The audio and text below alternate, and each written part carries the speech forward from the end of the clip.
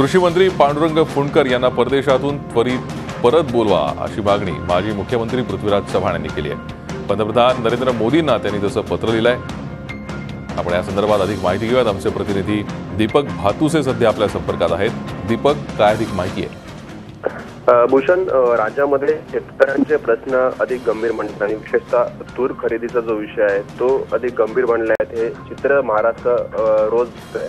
परंतु अशा परिस्थितीमध्ये राज्याचे कृषी मंत्री आणि अन्न आणि नागरी पुरवठा मंत्री कृषी मंत्री फुंडकर आणि अन्न आणि नागरी पुरवठा मंत्री गिरीश बापट दोन्ही मंत्री जे ज्यांचा थेट याच्याशी संबंध आहे ते परदेश दौऱ्यावर गेले 10 दिवसांच्या।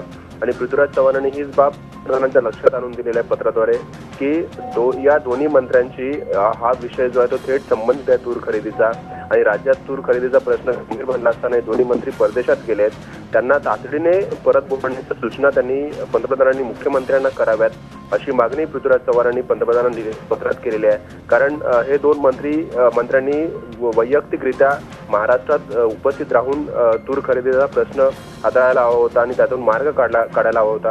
परंतु असं न करता हे दोन्ही मंत्री जे आहेत ते परदेश दौऱ्यावर रवाना झालेले आहेत शेतकऱ्यांना वाऱ्यावर सोडून।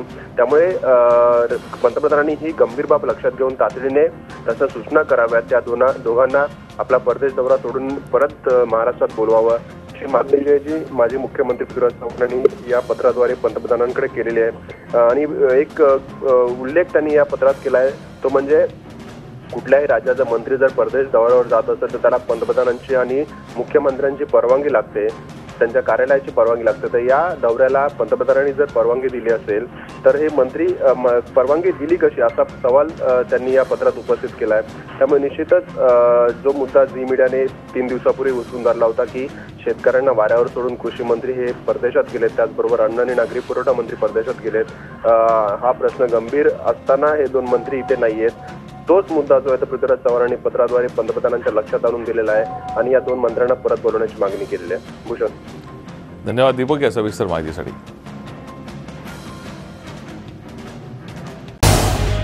झी 24 तास रहा एक पाऊल पुढे।